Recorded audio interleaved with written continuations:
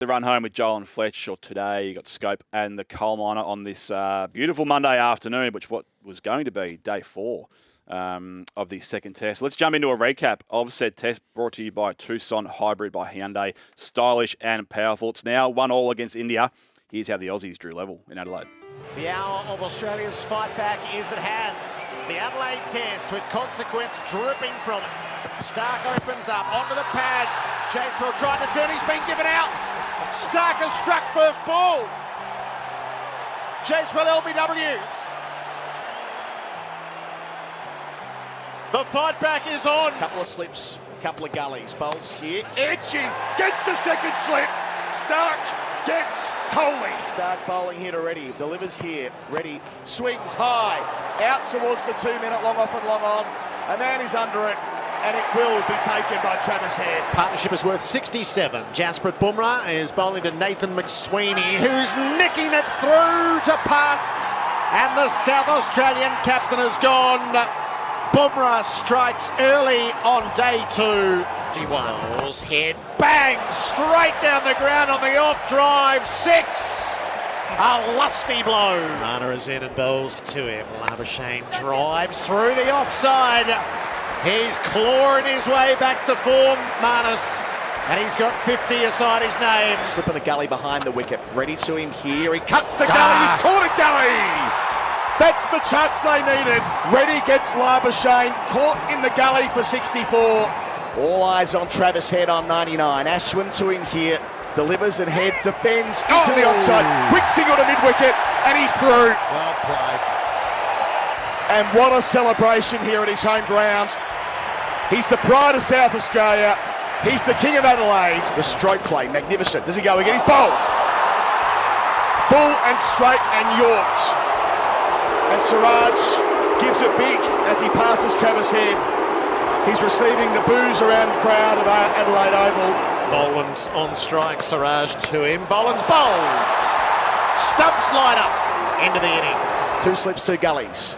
Bowls here. Catches the call. It's caught behind. He's getting Coley. Siraj backs away. High in the air. Head's going to get him.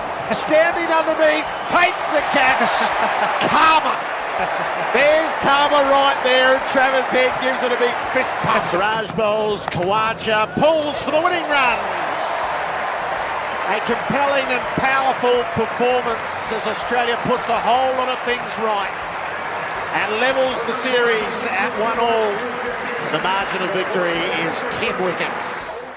Outstanding as always, the SEN cricket commentary team there. Obviously, you would have heard Gerard Whateley, his voice peppered in throughout that little recap. He's going to join us later on in the show, so can't wait to have a chat to the doyen of cricket. But it was a big 10-wicket win by the Aussies in Adelaide. The Border Gavaskar series is now tied at 1-1, heading to the third test in Brisbane. Scope, as we said, isn't a couple of weeks, a very, very long time in cricket. It was panic stations after it was we went down in a blaze of non-glory over there in Perth. We've bounced back in a big way. It's a third straight series between India and Australia where it's been level at 1-1 after the first 2 tests. So a nice little. I mean, it's always been a good rivalry, but it's a nice level playing field as well, which is good. We took control of the match, the very first ball of the test. And it was basically over at the halfway mark, as I said. I thought you were just going to say it was over after the first ball. Felt pretty good though. I was at a golf day at North Bondi with the Hello Sports boys, and there was like multiple players sort of just getting around, and you're very close to all the holes because it's just par 3s. And there was a group of maybe 5 or 6 guys just sitting around their phone watching the first ball. I thought someone got a hole in one. Oh, the noise! Yeah, the noise was that loud. They just erupted, and then we all quickly checked our phones, and we're keeping an eye on the score, and they did really well, and they just continued all the way through. So that's now 8 wins from 8 pink ball tests in Adelaide. I might actually ask Gerard this as well. His thoughts on the pink ball test match, and should there be more of it over the course of a summer? Well, Aussies would think so. I'm so intrigued to. I heard someone talking about it last week. Oh, it's escaping me. But does it move around a little bit more, the pink ball? And obviously Stark, he was moving it nicely. He's a bowler that benefits off the pink ball a little bit more so. Australia, that's 9-0 now with the pink ball, Brooksy. Yeah, Eight from we've eight. lost one. We lost one in Brisbane Okay. last year. But the big thing too was looking on social media, Dale Steyn, South African legend, was looking at what was happening in Adelaide and saying South African cricket needs more day-nighters, seeing the crowd. They broke a record for Australia v India, and it only went 3 days in Adelaide. Wow. Adelaide set a record, over 125,000, I think it was, maybe in the 130s. So, like, you're already seeing that the pink ball's sort of exciting people back into Test cricket. Well, it's more accessible, right? Like if people you got sport in the morning, you've got participation of kids that are doing it, and if you start early, therefore you're eliminating families basically, unless they're diehards and they have the weekend off to go watch it when it's in their state. But you open it up to everyone when you push it back a little bit later. And the great Harsha Bogle, I think he said it best when he said, this is a 5-setter in tennis. The scores are level, 6-2, 1-6. So he's just given us a slight advantage there in the sort of total number of games. It was 2 totally different tests, wasn't it? Yeah. Like you were saying. Plenty of panic and skywalkers out there after the first test about Australia. Labuschagne, like, well, we should drop him. Look at him come out, get settled in, Yep. look good. McSweeney Yep. did his job. He dug his heels in early in that on the second day, like got through on the first night there and got through until the next day. Yeah. And then it really set him up well, didn't it? Yeah, Marnus was under huge pressure. Yeah. He comes out and gets, at least gets a start. It's funny how It builds the pressure. winning does make about 90% of the noise go away, though, because if we had lost that, Has it completely gone, do you think, though? well, it hasn't gone on one person. Yeah. It's this person. It's just Smudgy? it's moved from Marnus now that he made, what did he make? 64? 64 he made? And yeah, let's be honest, he needed to, but the heat has just moved from one man to the other. But having said that, the wind has sort of taken a lot of the heat of what would otherwise be on Smudge. Having said that, he's still under the pump big time going into Brisbane. Speaking of moving the heat as well, like you go from Australia being under the pump after the first test, now India are back to feeling the pressure after it's more glaring, the 3-0 loss to New Zealand. They get rid of the pressure after the first test, but now it's well and truly back on them. I love that because it was all how dominant they were in the first test. Now the stats being rolled out, they've lost 4 of their last 5. Yeah. Like it's just totally turned. Yeah. And they made 3 changes, which you would look in and go, Gill, the captain, Sharma coming back, and Ashwin, one of the most successful spin bowlers of all time. And you go, that's a great, like, how's Australia going to do with this? And Australia lost Hazelwood. Yep. Scott Boland came in, another one that did their job, like Scotty Boland. Yeah. He always does a job, It's doesn't just a shame. He's just in the wrong But era. still, it creates a good headache, but it's a conversation they have to have. It's not just a walk up now that he's back out of the side. You wouldn't think. Obviously, Travis Head, he got me out of the match with the big 140.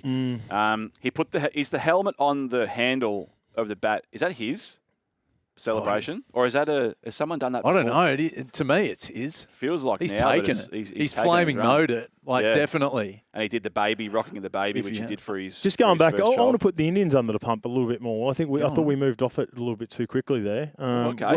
You're looking at the scores, and all the chat around after the first test was that we played Virat Kohli into form.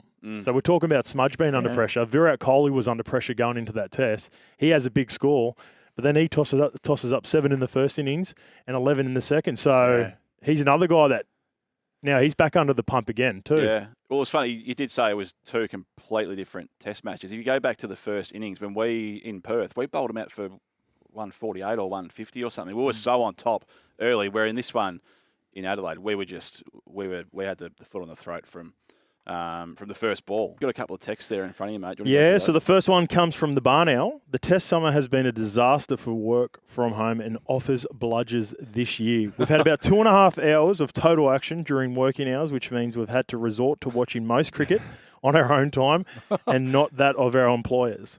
Now we'll likely have the test over by day 3 on Monday next week, and and then that's before the customary Boxing Day and New Year's horizontal schedules. Cricket Australia needs a good, hard look at themselves.